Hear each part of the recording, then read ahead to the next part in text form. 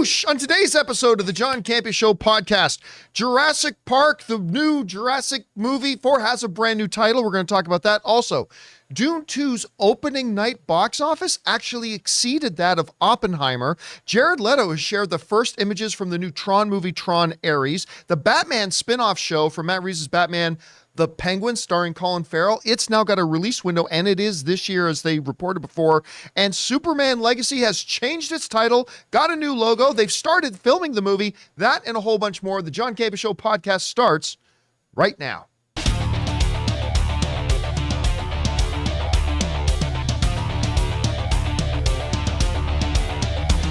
Well, greetings and salutations, everybody. Welcome to the best damn movie-related show on the planet Earth, the John Campea Show podcast, coming to you from right here in our quaint little studio, brought to you in part by our friends at Mint Mobile.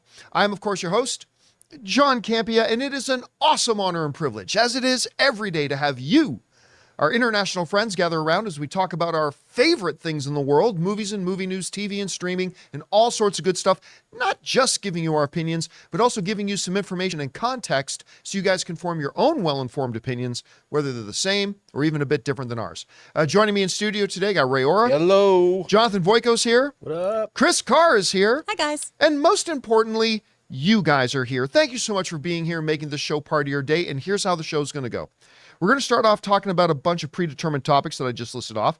And then in the second part of the show, we're going to take your live comments and questions. Now, if you guys have a comment, question, thought, opinion, or observation you'd like us to talk about, go ahead and use the super chat feature in the live chat to send that in. And they are open right now, but they're starting to fill up, so they'll only probably be open for another 10 or 15 minutes. And we will address those as long as they're appropriate to be addressed on our show in the second part of the show.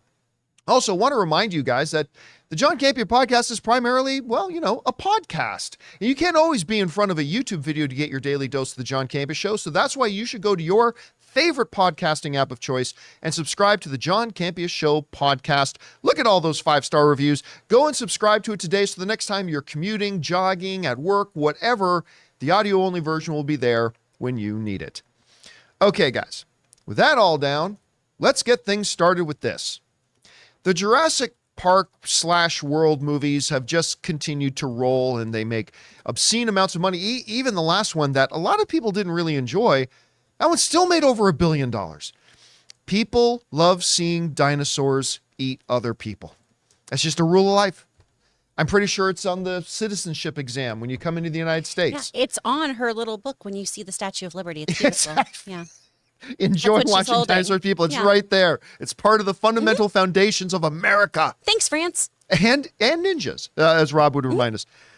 Well, we found out a while ago that they are indeed making another Jurassic World movie, and that it was going to kind of take things in a bit new direction. It's still in the same world as the other Jurassic World movies, but we are going to get a brand new cast. It's going to be a new era, all that kind of stuff. Now, they had the John Wick director attached to it.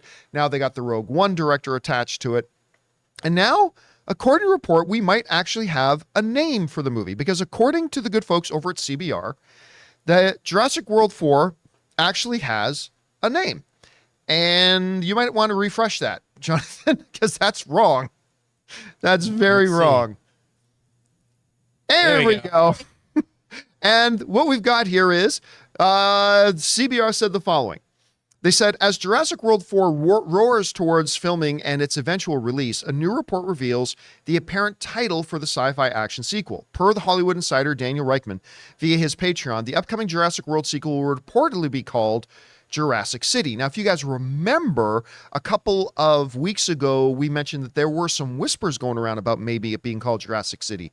Anyway, it goes on to say this.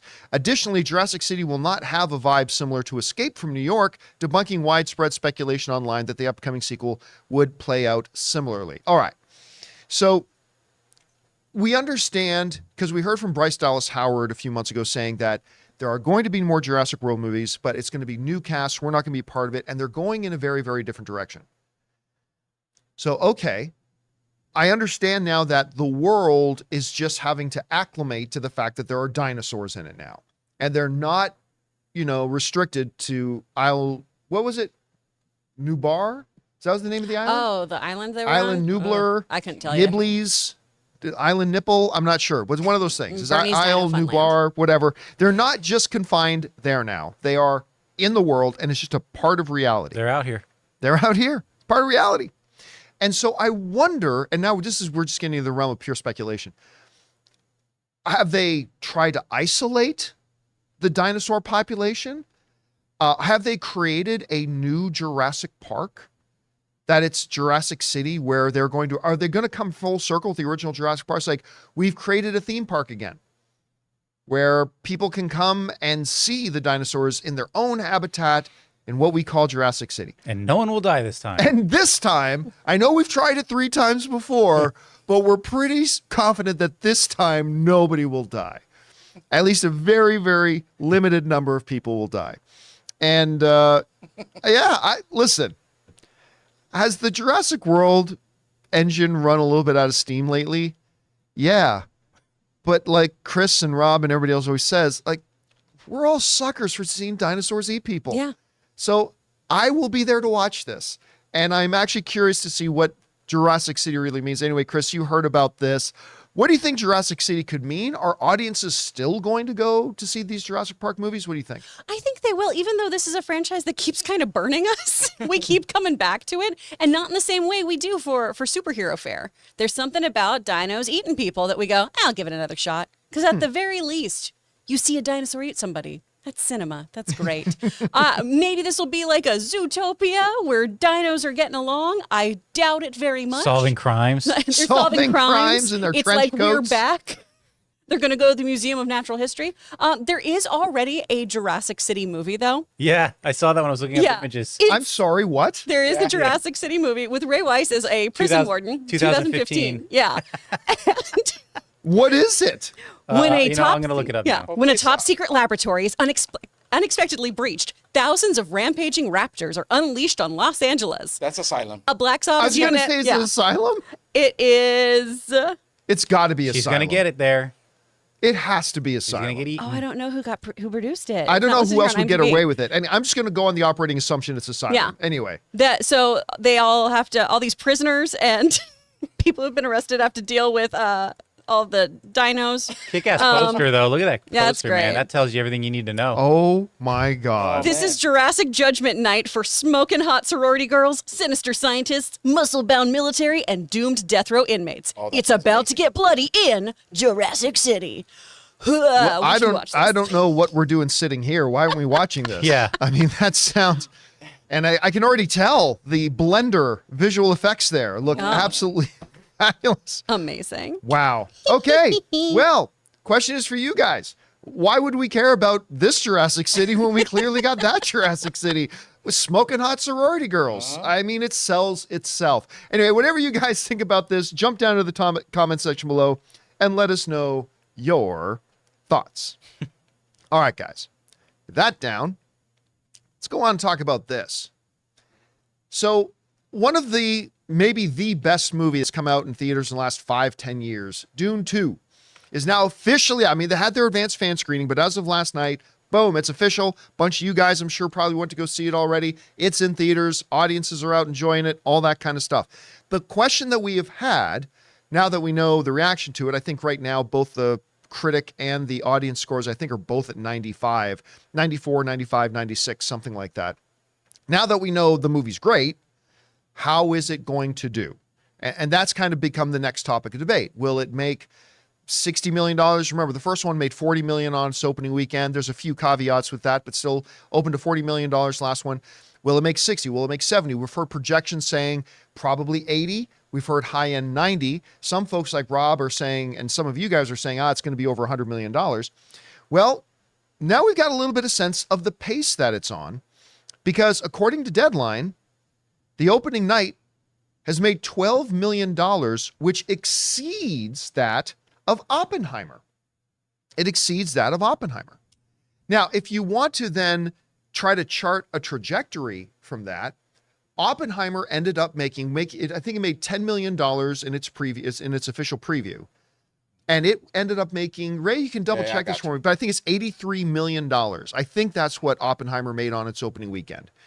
So with Dune Part 2, its previews exceeding that What did Oppenheimer make opening weekend? The opening was $82 million. So $82 million, which is kind of where some people have been projecting. My guess was it's going to make about 80. So it actually exceeded what Oppenheimer did. So are we looking at that $80 million, maybe $90 million opening? Now, there's still some people telling me that they really believe that it's going to make way more than that. And let's go to a bit of a ticket watch here. So if I go to my AMC thing right now, and sure enough, this is for tonight at the AMC Tyler Galleria out here where I live. If I go to a 6 p.m. IMAX showing, what do we got here? Obviously you don't count the front rows, but pretty much just single seats available left. Okay, that's cool. But that's that. And I think if I go to the Dolby screen, go to 7 p.m., it's probably going to be mostly full. Yep, we got some single seats other than the front row that are available, but pretty much getting just sold out there. But here's the problem. If you go to a regular theater in the AMC, like not Dolby, not IMAX, and let's check a 7:15 screening. And we've got about 10, 15 tickets sold. Again, this means I think it's on track for that 80 to 90. I don't know. Like some people are throwing out the number of $120 million. I just don't see that. I mean, I hope it does. Fingers crossed. But I think, Chris, at this number that we just saw, that 12 million in previews, I mean, that also included the advanced preview, but that then takes people who would have gone opening night anyway. So you're talking about 12 million. Oppenheimer as our kind of bar. Sure. Got about that, a little under, about 10 million, and it went on to make $82 million opening weekend. Seeing what we've seen, hearing the buzz that we've heard, where do you think right now, if you had to guess how much Dune 2 is going to be making officially in its opening weekend, where would you put that number now? I'd put it in that 100 mil number. I'd So put it over there. you think I it's do. going to get to the I do 100 think mil it is. too? Especially with Oppenheimer kind of as your base, like your litmus test, right? Because so much of that was also, hey, go see it in IMAX.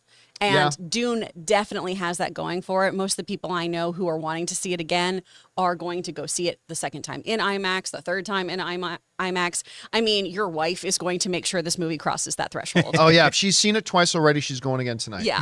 I'm going to go, I think, on Sunday. I'm looking forward to seeing it because everyone keeps talking about how wonderful this is. And I'm hoping that it changes how I feel about the first Dune. Because you are, like, we talked about how the Dune franchise, unlike Star Wars, which is really for the masses. Star Wars is for everybody. Dune is not. Dune's not going to be for everyone. And you were one of the people that the first one didn't really work for. Not everyone can be of the Dunedain. They can't be the Dunedain. We were talking about this earlier. I hate it so much. Well, and for me, I know I've said it on here before, it was boring Tremors. Because I had an expectation, and that's on me, but it was just, this is the sci-fi epic all of you guys keep shitting yourselves over? What? So I'm hoping that connecting the two is going to... I wouldn't say I did that, but... make me happy. Well, But I am of the Dunedain. So. I'm still going to put it in the 80s. I initially said 80. I think it's still going to be in the 80s. I think I would need to see. I mean, it's great that the IMAX screens are selling out, and it's great that the Dolby Primes are selling out. But to get over that 100 million, I need to see more tickets getting sold for the regular theaters.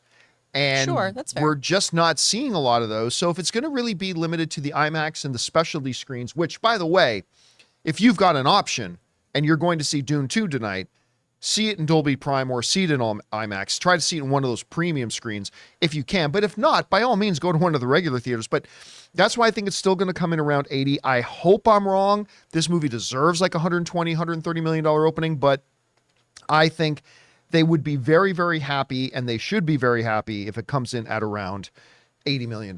What I really want to know is how much money has AMC made off of the buckets? Well, they're sold out. I'm glad you brought that up. Oh. So Ann and I go into AMC last night to watch Dune 2 again at one of the earlier first screenings. Mm-hmm. They were already gone. On the Thursday night preview night, all the buckets were already gone. Damn. Because I determined I'm going to buy one. I'm going to get one because, I mean, it's a talking piece if nothing else. And I looked around and they weren't anywhere. And I asked the kid at the counter, like, do you guys do you have to ask for them specifically? That you're just not putting them up front? They're in a special section. And they're like, oh no, like they sold They're out behind in a the first. curtain. Yeah, they between the preview and tonight, like they said, we sold out like within 2 hours. We They might were have gone. made a mistake by not getting it. Yeah, I think I did. Now they're going to reload. They got to reload. Phrasing. Maybe. They have to. I mean, Because I know AMC is money strapped. This is free money. I said that about the bar. They had the Barbie like a popcorn thing because the AMC actually has a website where you could go on after and get previous popcorn buckets. Really? And it'll say, yeah, they have a merchandise. I did not know that. They actually have shirts with Nicole Kidman's speech on it.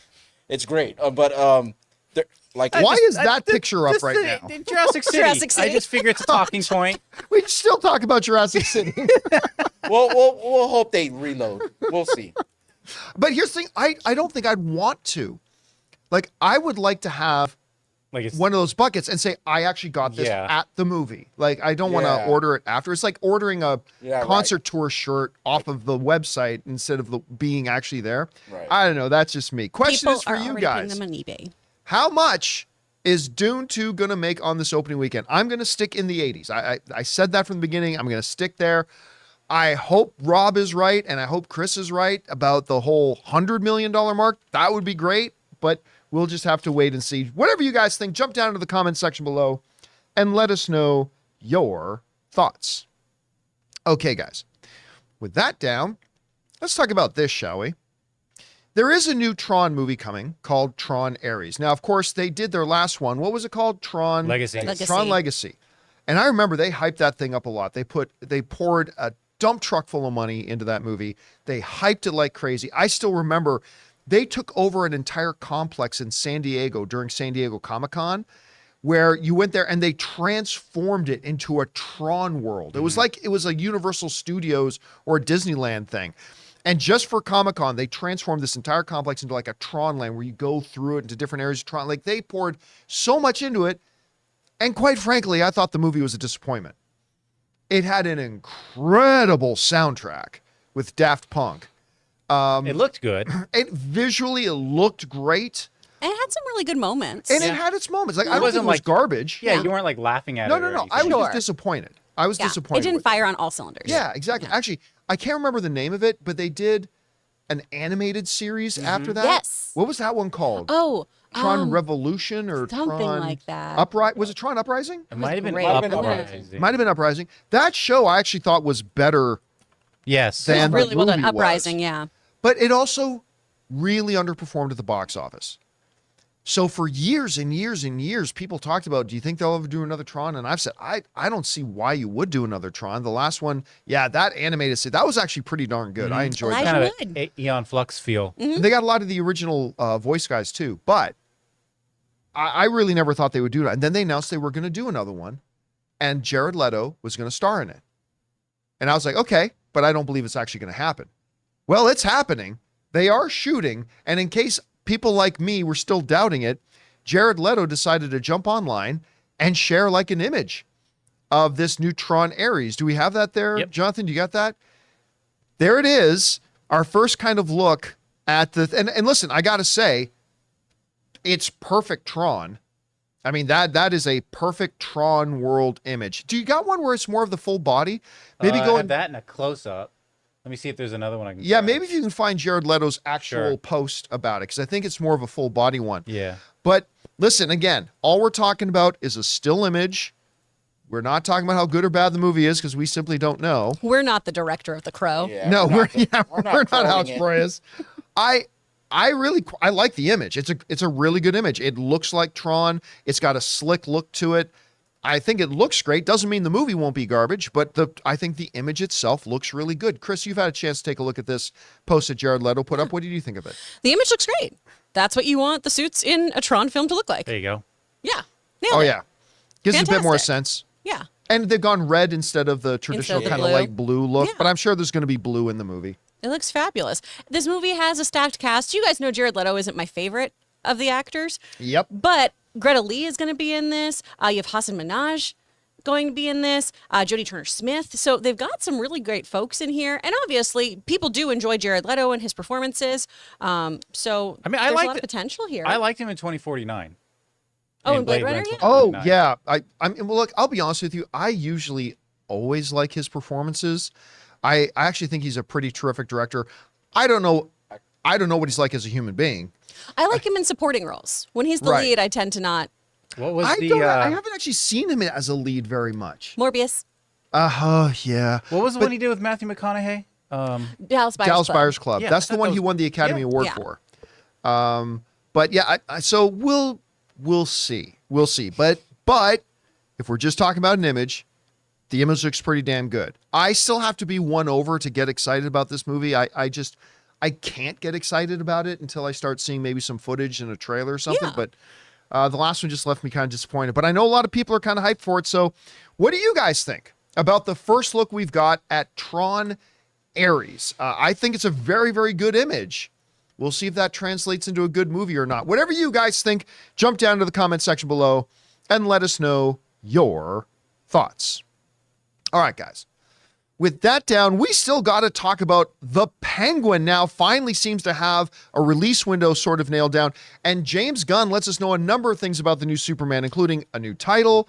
It's actually started shooting. We've got a new logo that's very reminiscent of a classic comic book story. We're going to talk about that and a few things more. But before we do, we're going to take a quick second and thank one of the sponsors of today's episode of the John Campea Show podcast, my mobile service provider, and they should be yours, Mint Mobile. Guys, we want to take a second to thank a sponsor of this video, Mint Mobile. On average, it takes about 30 days for a person to break their New Year's resolution. So if saving money was on your 2024 list, your odds aren't looking that great. Luckily, I have a 100% guaranteed way to save you money this year. Just switch to Mint Mobile. For a limited time, wireless plans from Mint Mobile are $15 a month when you purchase a 3-month plan. That's unlimited talk, text, and data for $15 a month. I've told you guys many times that after switching to Mint Mobile, I am spending less than a third on my cell bill than I used to with a major carrier. Say goodbye to your overpriced wireless plans, jaw-dropping monthly bills, and unexpected overages. All Mint plans come with unlimited talk and text plus high-speed data delivered on the nation's largest 5G network. And don't worry about having to change phones or numbers. Use your own phone with any Mint Mobile plan and bring your phone number along with all your existing contacts. So guys, to get this new customer offer and your new 3-month unlimited wireless plan for just $15 a month, go to mintmobile.com/Campea. That's mintmobile.com/Campea. Cut your wireless bills to $15 a month at mintmobile.com/Campea. Additional taxes, fees, and restrictions apply. See Mint Mobile for details.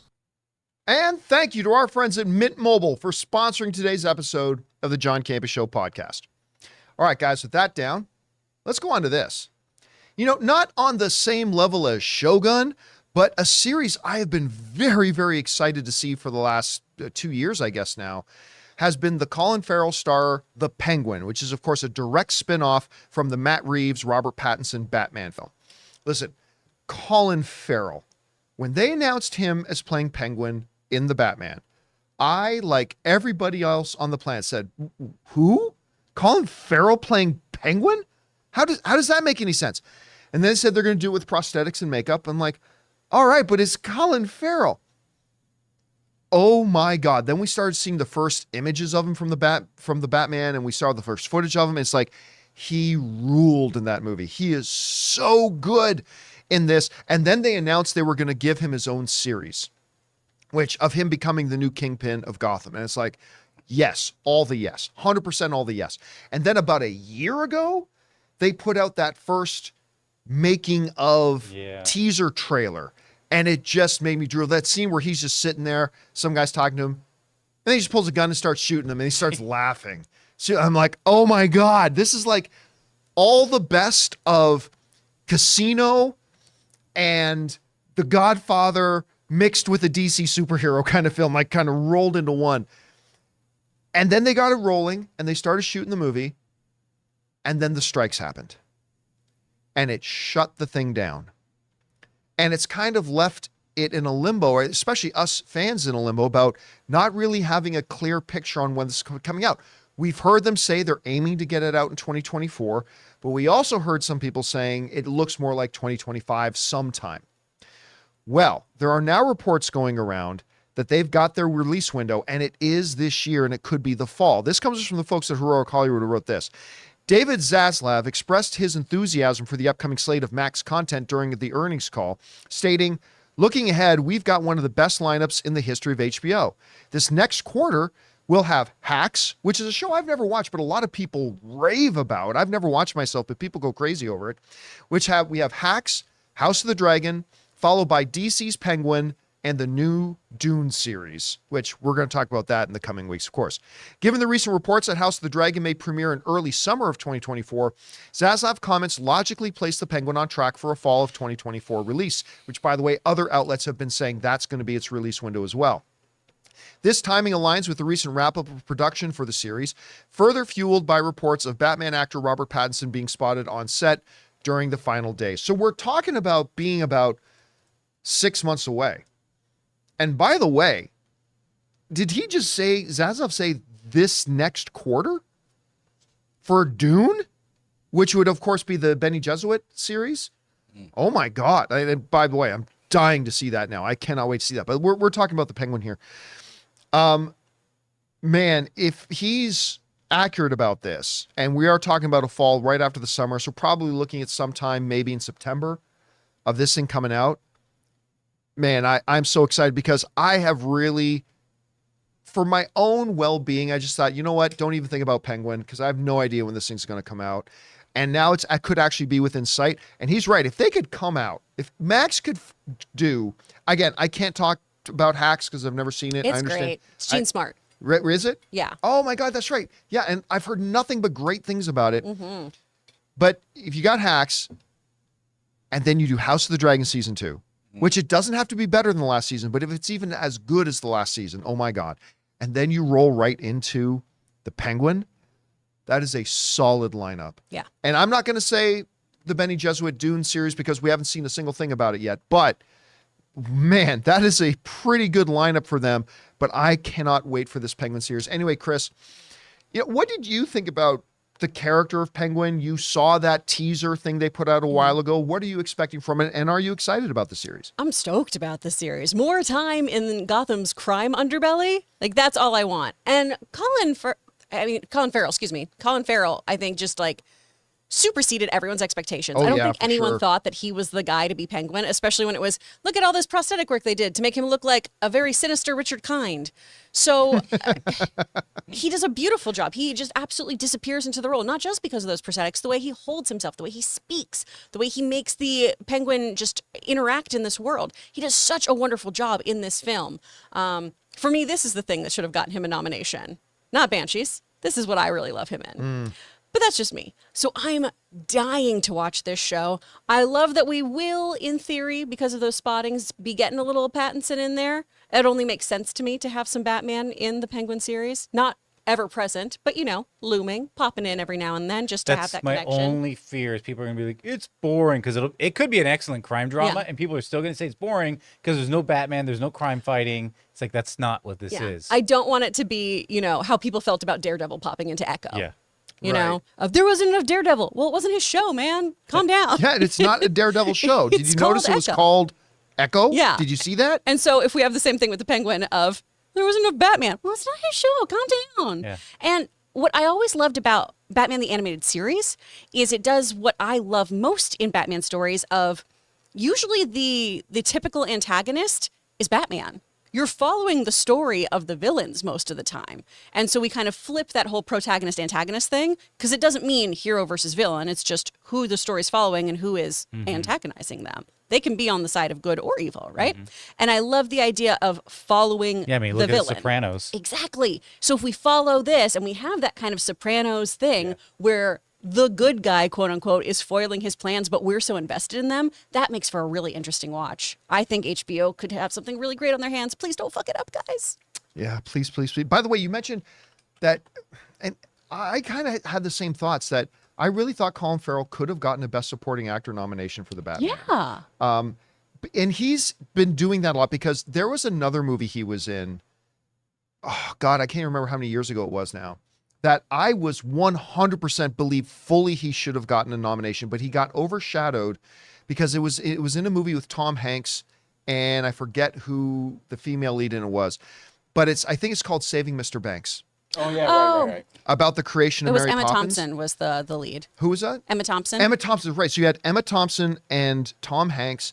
And so clearly that was Colin Farrell wasn't on the poster, wasn't in any of that stuff. But I think it might be the best performance of his career. And I completely, to this day, believe he should have gotten nominated for an Oscar for that. Like, I thought he was just incredible in that. He's Anyway, really upped his game. Yeah. He's gotten amazing. he's become very good. All right, guys, question is for you. What do you think about this? Are you looking forward to this Penguin series? If so, what do you think about it now? It looks like we've got a window. It could be coming in about 5 or 6 months. However you feel about it, jump down into the comment section below and let us know your thoughts. All right, guys. With that down, let's move on to this, shall we? One of the films that I am really super stoked for, and I don't think it's an exaggeration to say that it might be the most important. I'm not saying it's going to be the best, but probably the most important film that DC maybe has ever done is in Superman Legacy. Because it's going to be the first film in their attempt to kind of revitalize the DC brand. They've shut down the old DCEU. We're going into this new DCU era, and they've got to start strong. They have to. 100%. They absolutely have to. Well, James Gunn got on social media and gave us a number of really interesting tidbits. The folks over at Variety give us this. James Gunn announced that February 29th, that's yesterday, marked the start of filming on his new Superman movie, which will kick off the rebooted DC universe under the supervision of him and his DC Studios co-boss, Peter Safran. Gunn also revealed that his movie had been titled Superman Legacy, is now simply called Superman. He wrote this: overjoyed to be announcing that the start of principal photography on Superman today, February 29th, which just so happens to be, and coincidentally and unplanned, Superman's birthday. Gunn wrote on a caption on a photo of what appears to be a close-up of his version of the Superman costume. When I finished the first draft of the script, I called the film Superman Legacy. By the time I locked in the final draft, it was clear that the title was Superman. He added, making our way to you July 2025. So a little over a year and a couple of months away from now. So, number one, this movie, which we have been talking about now forever, it's actually shooting. As we speak, there's a set with cameras rolling, actors acting, green screen flowing, whatever. There's a Superman movie being shot right now as we speak. That is, to my word that I like to use, the tangibilization of this movie, and I'm completely stoked about it. Also, the title change. I like the title change. I remember we had this debate back when Man of Steel was coming out, that should it have just been called Superman? And there are some people who felt that, you know what, no, that would be disrespectful to the Christopher Reeves iteration. I'm like, how's it disrespectful to the Christopher Reeves iteration to have the same there's title? a whole comic line called Superman. Yeah, go figure. But they went with Man of Steel. I love the title. Love the title Man of Steel. There are some people thinking then when James Gunn said they were going to do one, some people thought it would be called Man of Tomorrow or, whatever other kind of nickname Superman went by. And they said Superman Legacy. Good title, whatever. But I love symbolically the idea of just getting back to Superman. Number one, because there's a purity to it that I really like. But number two, that it kind of marks that this is the beginning. This is the beginning of a brand new era of the DCU. Whether the era will be good or bad, we have to wait and find out. But that being said, just calling Superman, and now look, the title of a movie has never made a movie better or worse, right? Changing the title from Superman Legacy to Superman, if this movie was going to be terrible or is going to be terrible, calling it Superman isn't going to help it. But for just titles, I like it. I like the symbolism. I like what it represents. There's a purity to it, and I really like that. What is a little bit more interesting was that Gunn seemingly revealed the new logo on Superman's chest in his post, which is this one. Now, for some of you who may look at that and say, okay, that looks a bit different than the traditional Superman S. Yes, but there's also going to be a lot of you who look at that and say, what is it? There's something very familiar about that. Well, it might be because it looks like this. And you got that image there ready, Jonathan? Yeah. It looks a lot like this. From one of the most classic comic book stories ever told, Kingdom Come. And that is the design of the Kingdom Come. Now, those of you with keen vision probably saw that there's some differences. So if we go back to the other one there, this Superman one from Kingdom Come has got black behind the red. This one still has that. The new James Gunn one has still the gold behind the red. So it's not identical, but it's a little bit different. One of the reasons too that I kind of like changing the S up a little bit is because, and I know this is not going to be the popular opinion. That's fine. I've always thought it was kind of weird that Superman put a giant S. I'm Superman, just like putting your name on your underwear.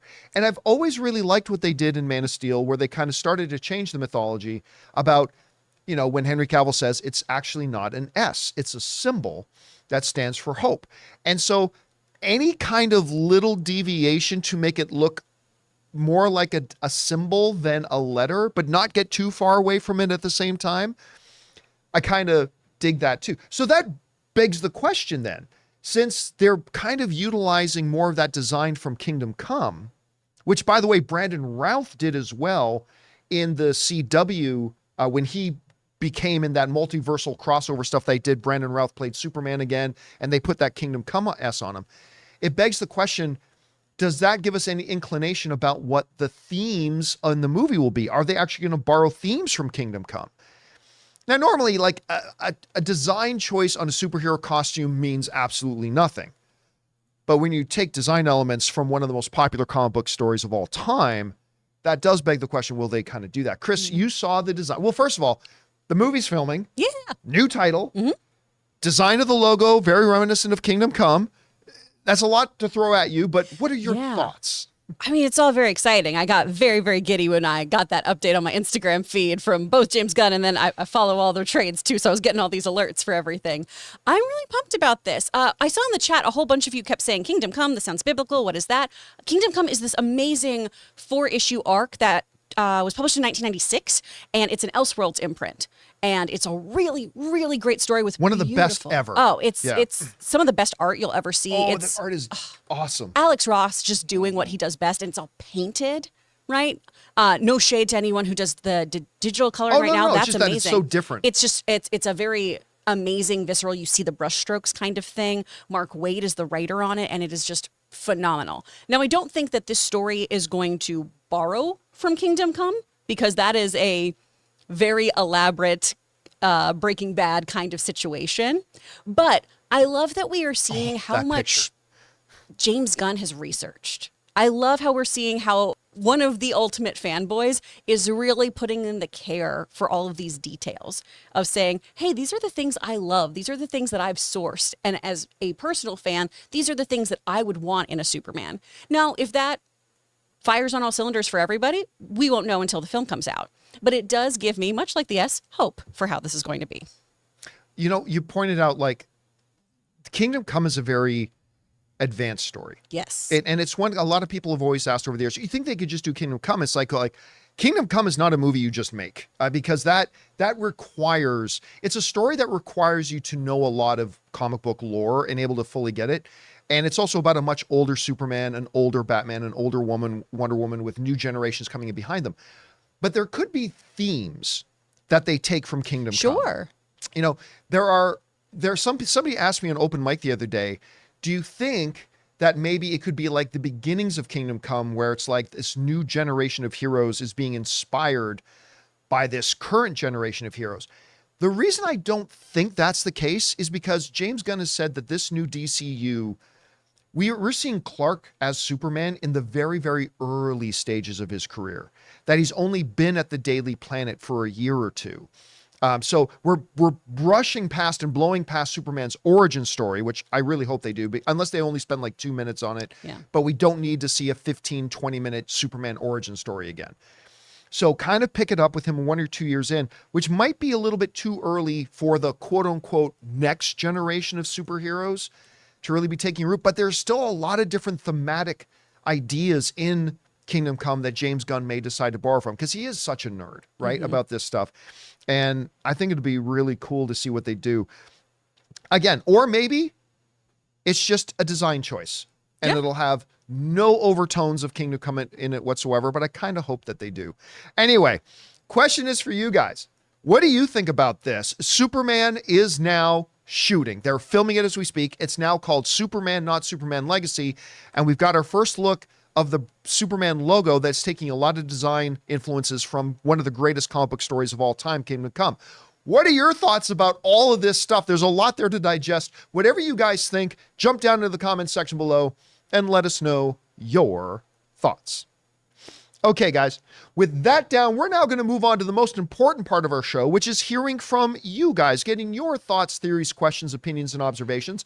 But before we do, we're going to take a quick second and thank another sponsor of today's episode of the John Campea Show podcast, our friends at The Perfect Gene.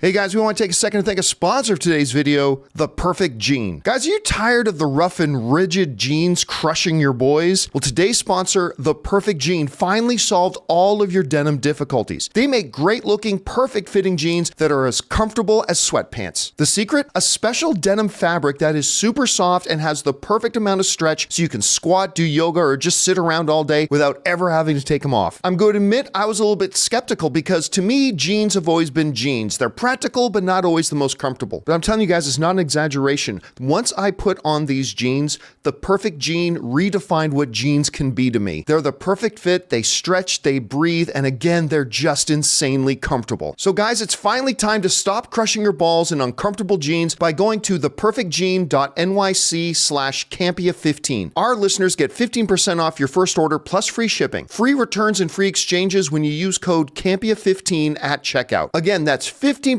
off for new customers at theperfectgene.nyc/Campea15 and use the code Campea15. After you purchase, they'll ask you where you heard about them. Please support the John Campea Show and tell them we sent you.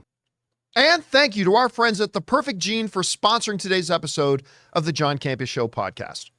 All right, guys, with that down, let's get down to the real business, hearing from you guys in the live chat. Chris, what do we got up here first? All right, There you go. from It'll be James there. James Germain. Saw Dune. All I got to say is she mad. Woo, yep. And if you'd have to have seen the movie, and if you do, you know she's mad, and she got every right to be mad. All right, what's next? From Saud. One of two. Congratulations on the show being featured on Ms. Mojo video yesterday. Oh, funny. I brought this up earlier. Yeah, 'cause, Chris came in this morning. She said, "Hey, did you see we were featured on the Miss Mojo channel?" I'm like, "Cool. What's Miss Mojo?" I didn't know, but apparently that's an offshoot of the Mojo. Of Watch Mojo, yeah. Yeah, I've seen Watch Mojo, so I didn't know there was a Miss Mojo channel. Yeah, like Pac-Man. Yeah. Right, so they featured us on one of their videos, I guess. So Thank you, Mark, for pointing that out to me on Instagram. I appreciate that. Yeah, and thank you to Miss Miss Mojo Mojo for putting us on there. All right, what's next? From John Martin.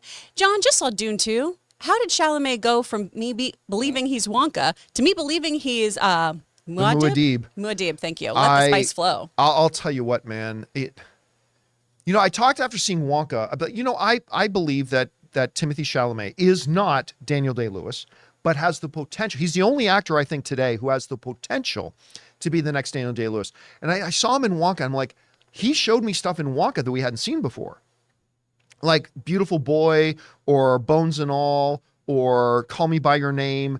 Were certain types of performances, and then he comes into Wonka, and he's doing light and comedy at the same time, and singing and dancing. I'm like, wow, that was incredible. And then to do such a hard gear shift to saying to the Mother Superior, the Bene Gesserit, silence, and like, and people freaking out. I mean, it's crazy. He has a range as an actor that is Jake Gyllenhaal-like. He's got Jake Gyllenhaal's range. He's got a, why am I freezing on the name of the dude from 300? Gerard Butler. He's got a Gerard Butler intensity. In a smaller frame.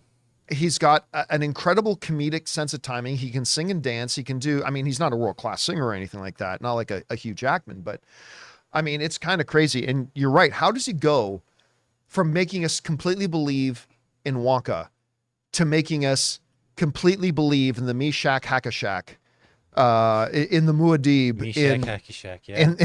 in this movie? I don't know. But I was telling Jonathan earlier today, for those of you who saw Dune, the War Council scene, where Timothy starts off with the line, None here can stand against me. You know, that scene in the third act of the film. I think that might be my number 2 or number 3 all-time favorite scenes ever in a movie. And it's all Timothée Chalamet's performance. And oh, God, it's so good. Okay, anyway. It's the last line I incidentally used at my last job right before they left me. Yeshak Let me go. Hackashack? Or No, none here can none stand shall against yeah. me. They're like, we'll see you never. All right, what's next? From Rim Verada, sending an $8 super chat. Dune 2 was packed last night. I feel like seeing people back, but some were taking their shoes off and putting their popcorn tubs on the floor. Some guys had the P-Run app. We got up at the same time. Oh, so you could totally tell when somebody else has the P run out. But taking off your shoes, Taking off man. your shoes, foul. I'm going to admit something. Oh boy. Are you a shoe remover? I think in the thousands of times I've gone to the movies, I think there have been 2 occasions I took my shoes off. And Ew. both were because, I mean, if it's empty, the Yeah, theater, fine. That's fine. but I mean, look, I also don't have smelly feet. Well, Yeah, well, that's but not the person in front of you The floors said. is what we're worried Yeah, about. granted. But the reason twice I did that is because the 2 places you lose body heat from the most is your head and your feet. And it's been when the theater's been warm and I would start to get uncomfortable. And I find if I take my shoes off when I'm warm, a lot of my heat will dissipate and I feel best. So I confess about twice in my life, but I didn't get up and walk out of the theater in my socks. Or as long as you don't put them up by like the Up, person. like, Oh your yeah, I'm not putting them up face. on the seat Yeah. by Oh, someone's yeah. face. No, that's the only reason. No, that's why. That's the disgusting. thing. Because I've had that where someone like either crosses their legs near me and then their nasty feet are near me, or they Oh. try to put them on the chair behind my and next to my head where I'm like, no, this isn't your home. See, because I'm a Canadian, right? Are you? And my house is a Canadian household, which means I tell people when they come to my house, remove your shoes. I think that's a Filipino thing too, isn't Or it? like That's just like a cleanliness Yeah, or an Asian thing too, right? So, like, Yeah, I'm we do used to that. people walking we around do without too. their shoes on. I mean, that's perfectly good to me. But yes, but in movie theaters I don't. But there have been a couple of occasions I did because the theater was warm. All right, what's next? You animal. From Dildar, the glorious Dune 2, just Dune 2. Wish I had the bucket to make sweet love to all night long after watching it. Don't judge me. I am Dildar. Yeah. I am. That is not glorious. Theodore, you got to get out more, man. That is a perfectly acceptable response to Dune 2. Yes, sir. I don't want to yuck your yum, but don't stick it in the popcorn bucky. Well, Right? who are we to judge? We're not going to judge. It's all personal preference. It's all experimental. Right? You do you, brother. I'm You just do you. Experimental I'm face. just worried about those teeth on there. Oh, geez. They're soft, inviting. It's like a car wash. I don't Take know. your I've never car to touched the car bucket. wash, and they have It's those like a little- car wash. like those little roller things with the little mop. Yeah, they swish. It's like back and just mopping forth. things up. I don't think They I've kinda ever just- wanted to lean up against that. Oh, You never dear. know until you feel it.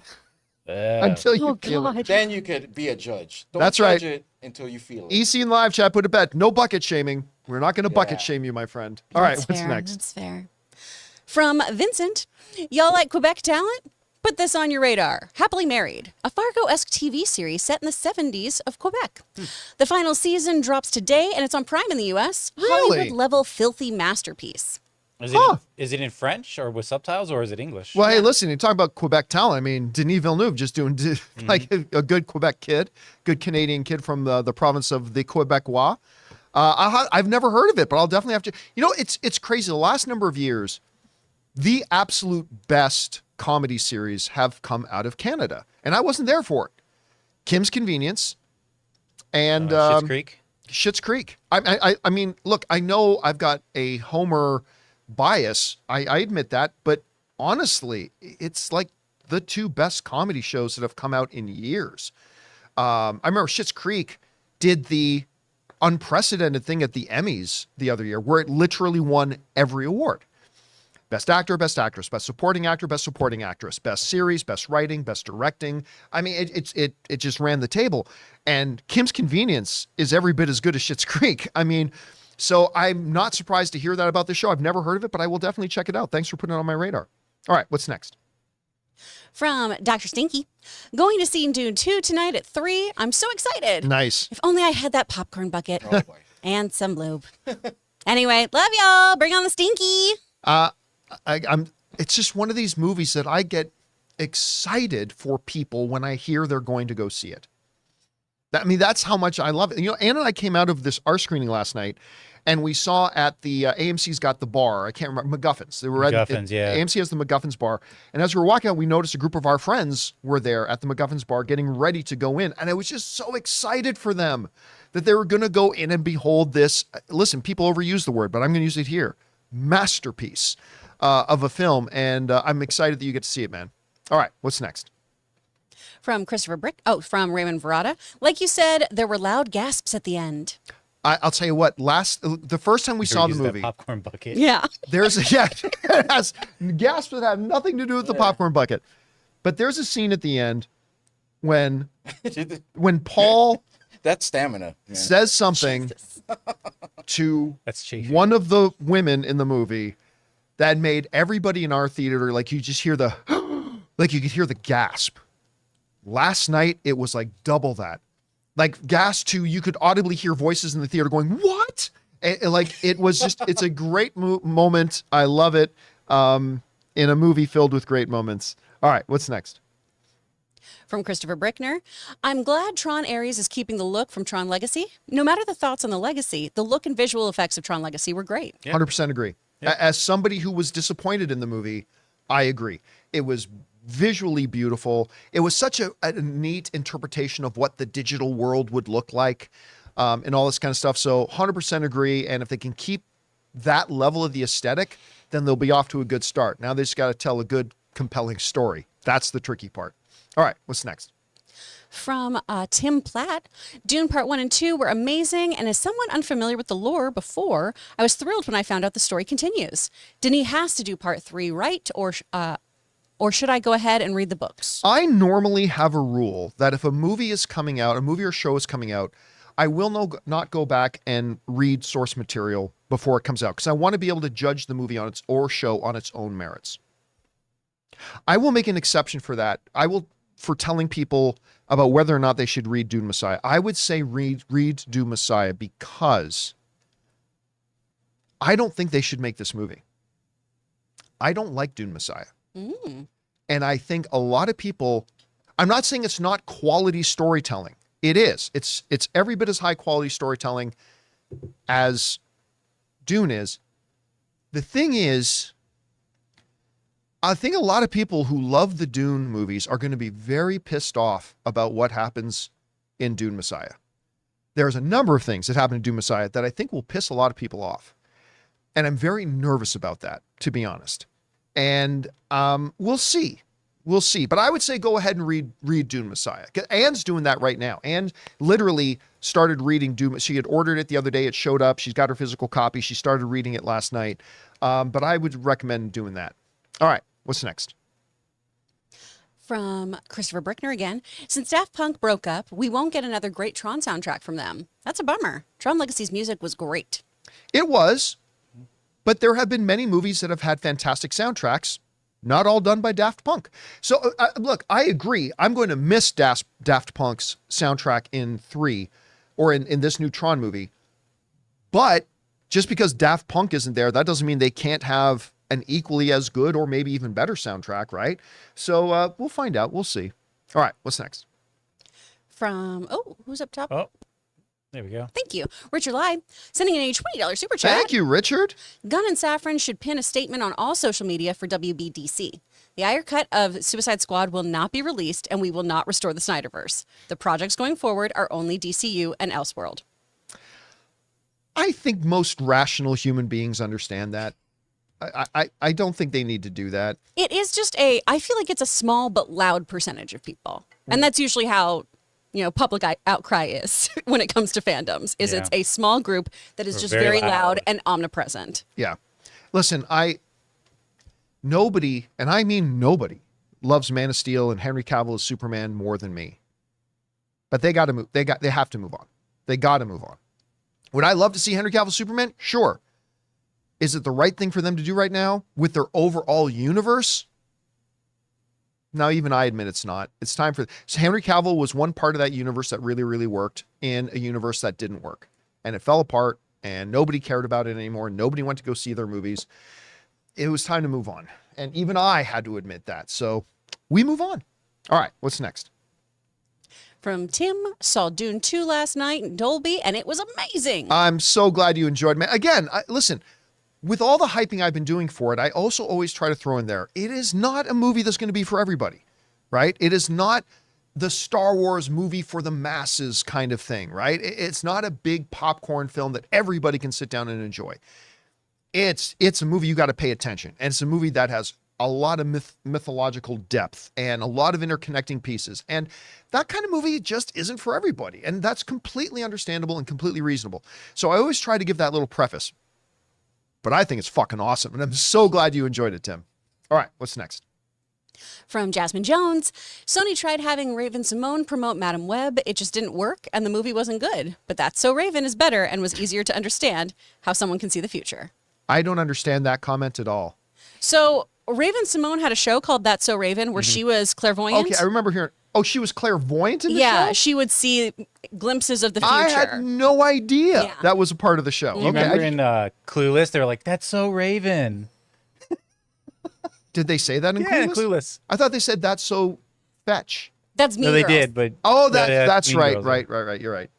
But I didn't know they were trying to do a cross promotion with her of like, hey, It's as probably someone a else joke. who's seen the future, I know you should go to Madam What?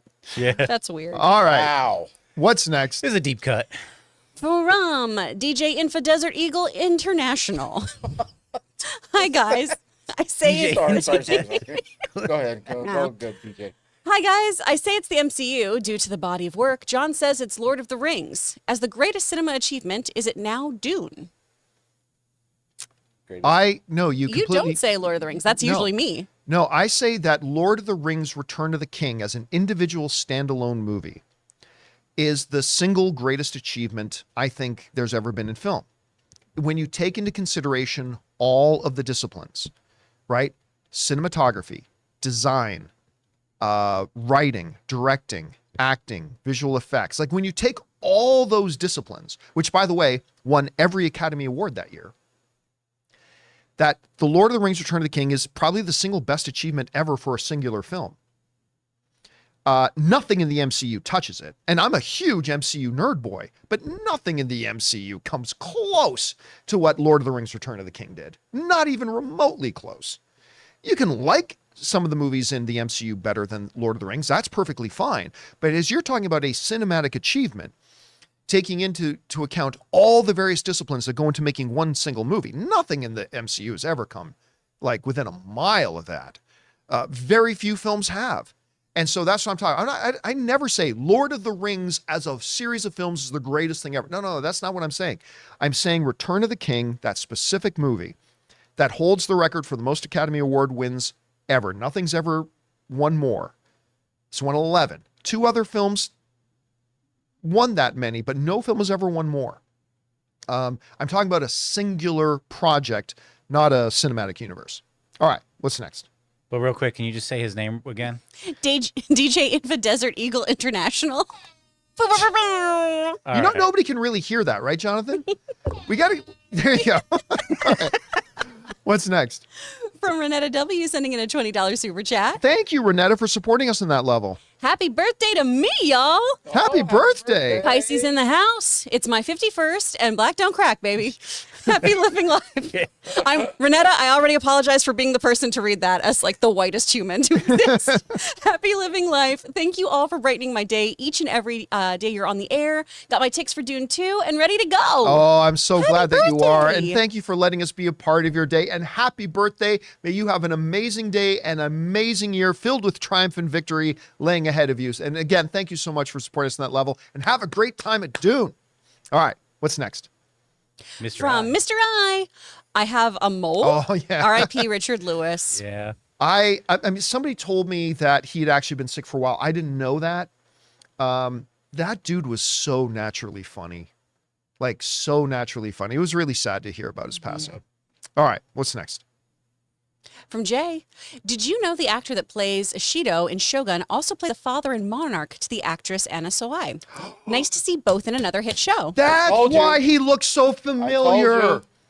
Just kidding. That's why he looks so familiar. It's like, who is that guy? Oh, I know that face. I know that guy. I thank you Thank you for now. I'm not going to go so crazy as I'm watching the show. You know what I also noticed in the Avatar Airbender, the Why? What does this have to do with no, there's Shogun? the lady in Monarch. There's a lady in Monarch. Yeah, one who of the plays moms. mom. Yeah, one of the mom moms that's is at divorced. Kyoshi Island. Yeah, Wait, she was who good does at she that. play? So the mom in Monarch, the one gal's mom, the one who is in girl's America, mom. yeah, Right. She is Suki's mom in Avatar, the I one on love- Kyoshi Okay, I Island. haven't I gotten that love far that yet. group too, Yeah. Suki. I love that whole. All the Kyoshi warriors. Yeah, Oh. they're dope as hell. Ah, okay. I love the connections in there. All right, what's next? From Devin Lita, just watched Wonka last night. Finally, damn, Paul Atreides has pipes in his lungs. Yeah. Timothy Chalamet et al. Were phenomenal in the movie. Bring on the filthy birds. Yeah. Listen, he's remarkable in the entire movie, but this war council scene, I said this coming out. I said this is Timothy Chalamet going to a level I didn't know he had, and how this scrawny little 98-pound soaking wet dude can make himself come across as the single most badass and intimidating guy in the room. I mean, it's incredible. It's incredible what he does. It really is. All right, what's next? From Christ Courage, I can't believe they made Dune 2 for under $200 million. It was, in one word, epic. Every once in a while, movies come out. We were talking about this on Open Mic the other day. I said, there are $200 million movies. Because I've said ever since my movie blog days that I believe one of the big problems in Hollywood is that they need to stop spending such ridiculous amounts of money on the movies. But I said there are some times that like a $200+ million movie comes out where you see every dollar on the screen. Dune is one of those movies where it's like, I don't know how they didn't spend $400 million in this. Like every single scene looks rich and vast, and you can see every dollar on the screen, and that's one of those movies. And again, it's not even one of the most expensive movies out there. And then you think of Fast X budget. And then you think about Fast X spending $360 million. It's kind of crazy. All right, what's next? From DJ Infa Desert Eagle International. We just did Dune 8 p.m. and 2 at midnight screenings in the UK. Oh, nice. I wondered, do both films split the ticket money? Can the studio choose? I'm not quite sure what that means by So that. they watched Dune at 8 p.m. and then the second one at midnight. Oh, the first Dune. Yeah. Okay, and 2 at midnight. Do they split the ticket? Probably. So it's Yeah, a double feature? If that was a single ticket double feature, then they probably, I would guess that the most natural thing to do is to divide the box office money evenly amongst them. Probably. I mean, that's my guess at any rate. Good question, though. All right, what's next? From Ryan Otterholt, is there an all-time great film you were underwhelmed with because others set your expectations too high? For me, that's The Godfather 2. First one's a masterpiece, but the sequel didn't hit for me. I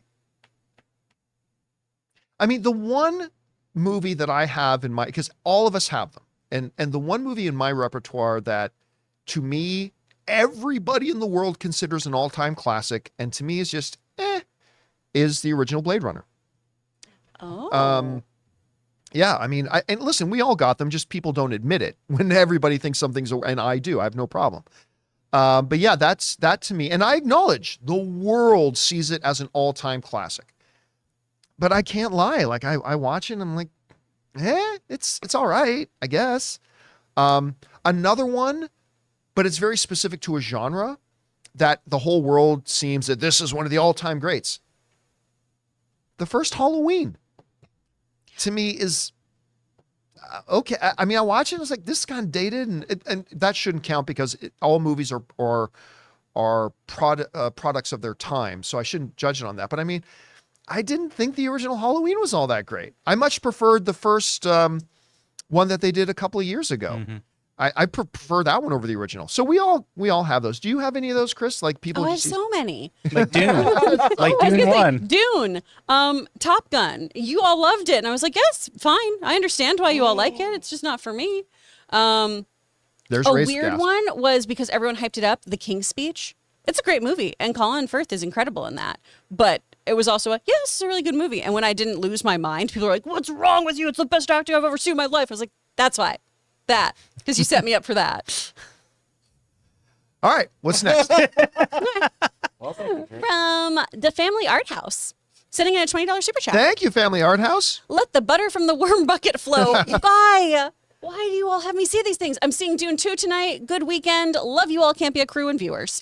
You know, it reminds me, the one disappointment I have with the Dune movies is at no point in either of the two movies do they say the phrase, the spice must flow. And that's like, oh, I wonder if that was a conscious choice by Denis. And I kept listening for it and waiting for it, but it never came out. So that's the one little disappointment for me with the Dune movies. All right, what's next? From Harv's K. Jurassic City, can't you see? Lots of dinos for you and me. Oh, sung to the Prince song. Which Prince song? I mean, this is where we need Rob. Rob's the Prince fanatic. Yeah. But I need to know, I need to know too, which but one you want. I'd have to know the melody, so I Yeah. can't even. Yeah. All right, what's next? From Christopher Brickner, I get making sequel to Tron Legacy financially as it made over 400 million and over 172 million in the US back in 2010. I don't get waiting 15 years to make it. Yes, but the Tron, let me just bring this up because I want to get the right number.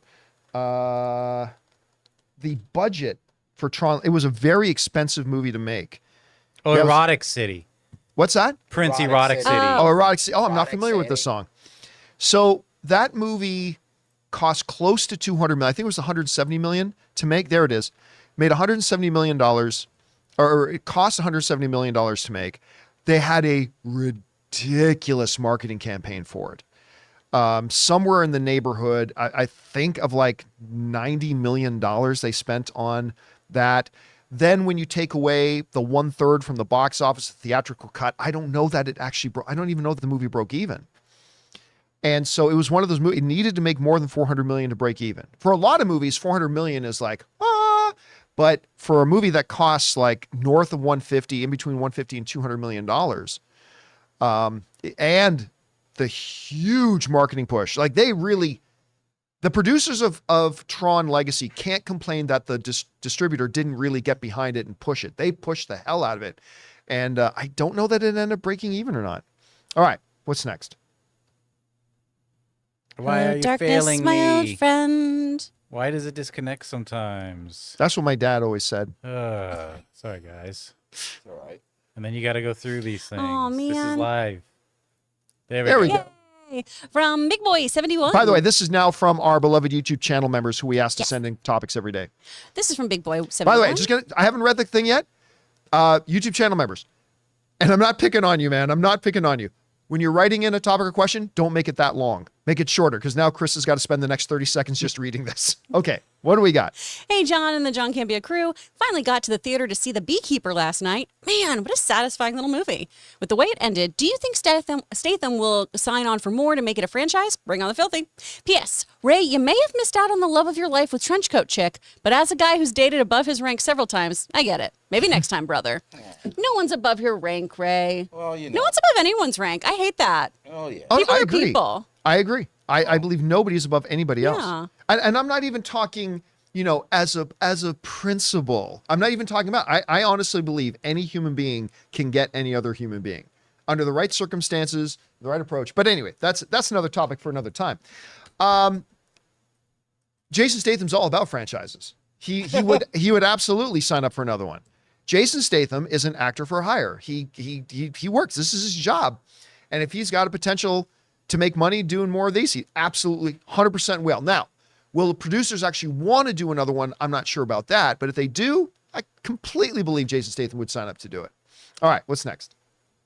From Temple, D.C., John and team, Dune 2. Dune 2. I don't think I have ever seen a movie like it. Every performance was perfection. Every location, outfit, probe. I'm still in awe. Probe? Probe? What? Hey, We Maybe talking they about the meant bucket wardrobe? again? Anyway, wardrobe. listen, man, I don't like using the word perfection when it comes to movies because no movie has ever been made that is truly perfect. But what I said coming out of Dune was it's as perfect as a movie as I recall seeing. Like every note hits, much like Lord of the Rings: Return of the King. Every discipline that went into that thing, the costuming, the cinematography, the direction, the acting, the writing, the visual effects, like the way, just the sound design and the music and Woo, man, I'm glad you had a good time, man, because I just can't wait to see it like 5 more times in theaters. Okay. All right, what's next? From Dominic Suma, who's the better executed character in your opinion? Elizabeth Olsen as Scarlet Witch or Bradley Cooper's Rocket Raccoon? Oh, Rocket. love Scarlet. Because I love Rocket. I love Rocket. But I believe Scarlet Witch has the best character arc in all of the MCU. Going from how we first found her and met her, her development and growing into that character, and then the events of WandaVision, and then her fall as a character, as it becomes a bit of a tragedy. And I honestly think there have been a lot of good character arcs in the MCU. Tony's character arc is fantastic. Rocket's is great.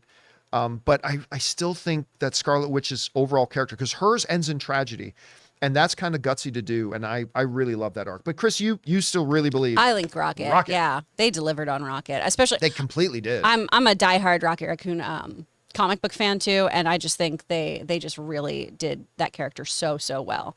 Because I was really nervous going into it, and they nailed it. All right, what's next? From XIX Revenge. Hey, John and crew. Obviously, it's too early to tell, but with the budget increase from Dune 1 to Part 2, do we think they're going to increase it further? 190 million is already a lot, but I wanted to hear your opinion on it. Thanks and bring on the filthy. It all depends. I mean, there's no need for it to be higher than 190 million. That being said, let's say Dune. I think Dune 2 ends up making $600 to $700 million.